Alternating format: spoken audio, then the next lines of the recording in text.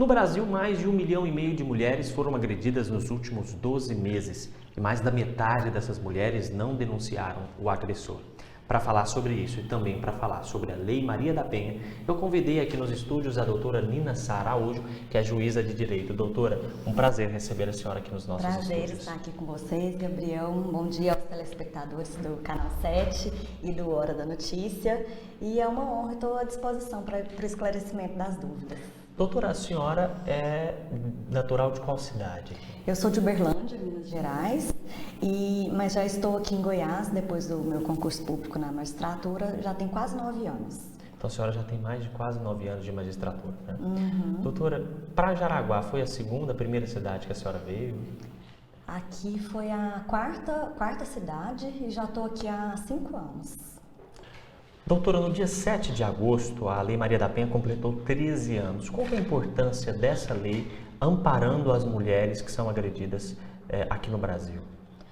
Então, essa lei foi um marco bastante importante para nós, mulheres, porque a pena da lesão corporal, ela é relativamente baixa no Código Penal, ela é de 1 mês a 1 ano de detenção, e com a lei foi acrescentado o parágrafo 9º no Código Penal, que aumentou a pena para 3 meses a 3 anos. Ainda é relativamente baixa, mas o que eu entendo que mudou e que fez toda a diferença é que hoje os agressores são presos.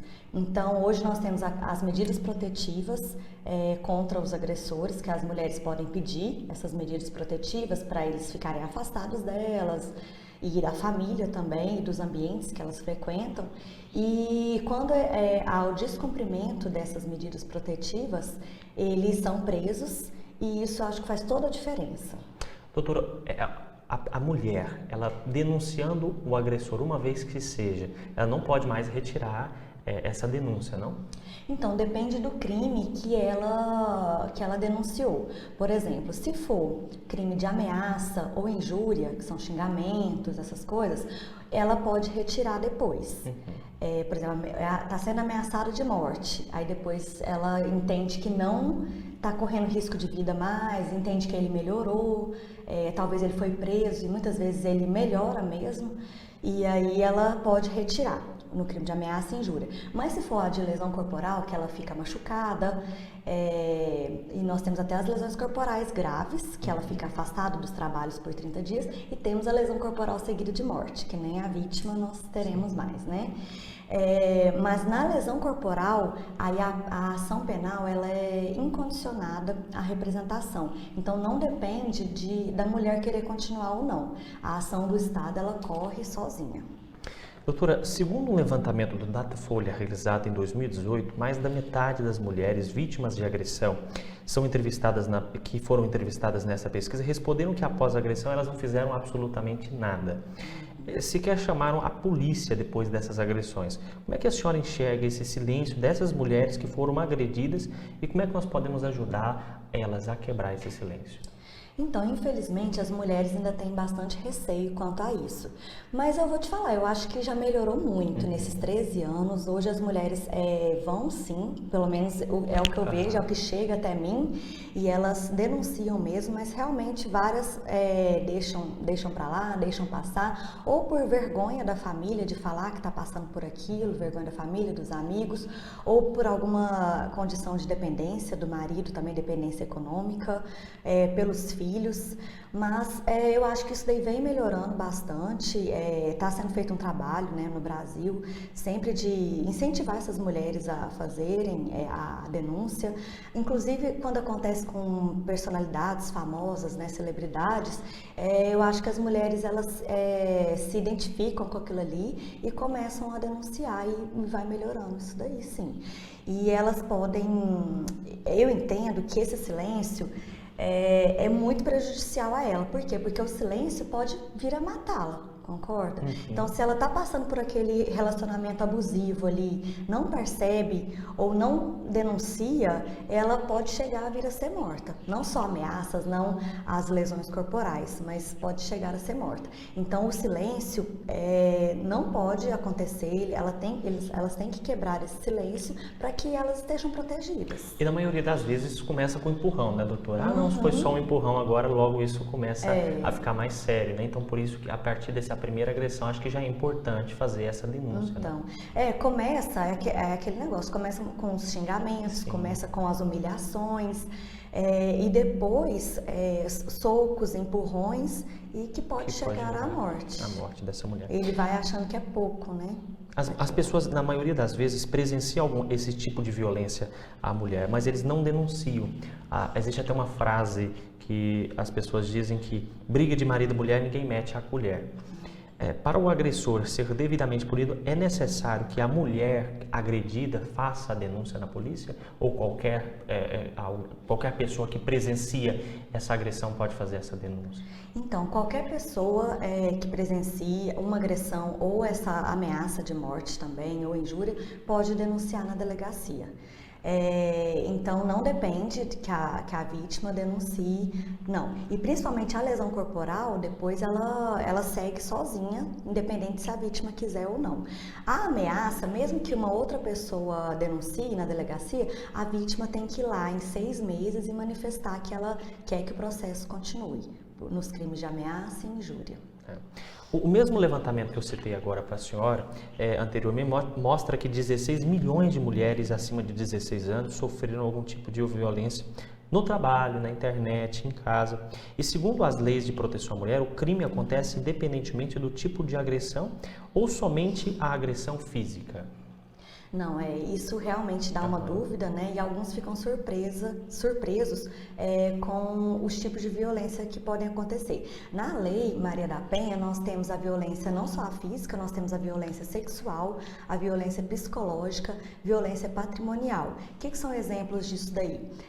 A pessoa ser obrigada a ter relações sexuais, a pessoa ser obrigada a não usar anticoncepcional para engravidar. Temos violência patrimonial, a pessoa obrigar a você a deixar de fazer um trabalho, são humilhações que a mulher passa.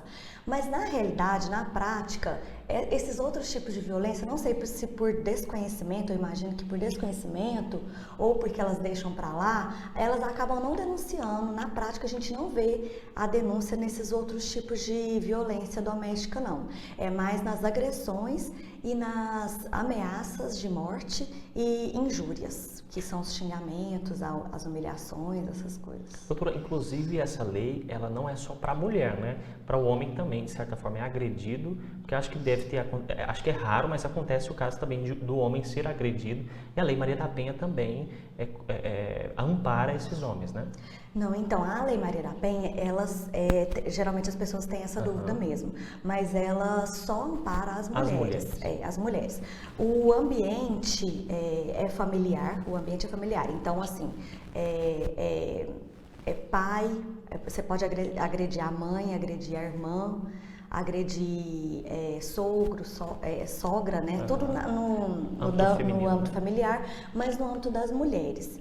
Ele protege, ela não protege os homens. Isso daí é raro de algum posicionamento, talvez de alguém ou de algum juiz, pode vir a atender isso daí, mas a regra é que ela não atende aos homens, porque a intenção foi proteger as mulheres mesmo, porque é o que eu falo muitas vezes, até nas audiências, né, o homem chega lá, ela me bateu também, e não sei o que, nananã. Aí eu falo assim, gente, como que é um tapa ou um soco de uma mulher num homem e o de um homem numa mulher? A diferença é extremamente grande, não tem nem o que discutir. Então, assim, a lei é para proteger as mulheres mesmo. Aqui em Jaraguá, a população não tem acesso aos dados oficiais sobre a violência contra a mulher. Levando em conta a experiência que a senhora tem nas audiências, nos julgamentos aqui na cidade, as mulheres de Jaraguá também têm sofrido ou o Jaraguá, de certa forma, é uma exceção a essa regra? Não, aqui em Jaraguá as mulheres passam por isso também. Inclusive hoje nós estamos na semana, chama Semana pela Paz em Casa, que é promovida pelo Tribunal de Justiça de Goiás, e nós estamos fazendo várias audiências. Hoje nós faremos várias audiências de violência doméstica contra a mulher. Só eu farei, só na minha vara teremos 12 audiências disso. E nós temos a vara também do Dr. Liciomar, então eu não sei quantas audiências tem lá, mas imagina, hoje eu tenho 12. Então 12 mulheres nos últimos meses, os últimos 2 meses, elas denunciaram e chegou ao judiciário. Imagina as que não denunciam. Então nós temos sim essas mulheres aqui que sofrem dessas ameaças e dessa violência doméstica. E nós temos essa audiência, que é a primeira audiência que a mulher pode chegar lá e falar se ela quer continuar com o processo ou se ela quer desistir. Uma telespectadora do nosso jornal, do Hora da Notícia, estudante do curso de Direito, pergunta à senhora, como sendo mulher, como é que a senhora lida emocionalmente com esses casos de agressão? Eu fico indignada, porque como não se indignar, né, mulheres passando por aquilo ali, é um sofrimento muito grande que elas passam, é uma desestruturação na família que ela passa também, e às vezes eu fico assim chocada como que os homens podem tratar as mulheres desse jeito, assim, mulheres que chegam toda com o olho desse tamanho roxo, sabe, com marcas na perna. E às vezes, eu vou te falar, eu fico indignada também com as mulheres, porque muitas vezes elas estão passando por isso e elas não querem continuar com o processo, não querem que ele seja punido. Às vezes a gente entende, porque é difícil entender aquele ambiente familiar, né? E por que a pessoa fez aquela escolha de continuar no relacionamento abusivo. Acho que só a gente estando naquela situação pra gente saber pelo que ela passa. Então, muitas vezes eu pergunto pra ela se ela tá correndo, se ela entende que ela está correndo risco de vida, ou se o agressor melhorou mesmo naquilo ali. E muitas vezes eu fico assim chocada com o que eles fizeram, muitas vezes chocada com as mulheres, com as atitudes delas também de perdoarem aquilo que eles fizeram. Acredito que muitas vezes algumas falam, não, eu tô com saudade dele, sim, quero que ele seja solto. Então assim, mas eu falo, só a gente estando na pele para entender o que é que elas passam, cada um sabe o que passa na sua vida, né?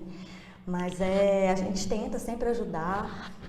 Eu quero que as mulheres, indicar para as mulheres que caso estejam passando por essa situação, que compareçam à delegacia para denunciarem. Por quê? Porque a gente vê, assim, a pena é baixa. Mesmo ela tendo aumentado assim, de 3 meses a 3 anos, relativamente a hora que ela chega no final do processo, a hora que ele chega a ser condenado, a pena é relativamente baixa. Mas as consequências que esse agressor sofre durante o processo, que é a prisão, ele passa alguns meses preso. Então isso daí eu vejo muitas vezes que eles mudam sim. Então isso faz diferença, então a denúncia faz diferença no sentido de mudar a vida dessa mulher e muitas vezes salvar a vida delas, né? Então, se você ama o seu marido e ele te agride, não deixa de denunciar, porque como a juíza disse, ele pode mudar depois dessas prisões, né? Juíza, a gente agradece a senhora pela presença aqui no nosso canal, é uma honra para a gente receber a senhora aqui. Eu fiquei até alegre quando me falaram que a senhora viria aos estúdios para conceder essa entrevista. Eu acredito que muitas mulheres também agradecem a presença da senhora aqui, porque várias dúvidas aqui foram sanadas e quem sabe agora essas mulheres que talvez estavam no silêncio passem a denunciar esses agressores e parem de correr esse risco de vida, né? Espero que melhore isso daí, principalmente aqui na nossa cidade de Jaraguá, né? Para que para que essas mulheres estejam cada vez mais amparadas e protegidas. E aqui nós temos esse rigor na proteção das mulheres, tanto na delegacia quanto no judiciário. Então eu quero dizer que elas podem contar tanto com a Polícia Civil, Polícia Militar e o Judiciário, Ministério Público também, que é bastante atuante, muitas vezes pode ir lá conversar para salvar ela, para talvez até tirar aqui da cidade dessa situação de risco que elas estão passando. Mais uma vez eu agradeço a senhora pela presença.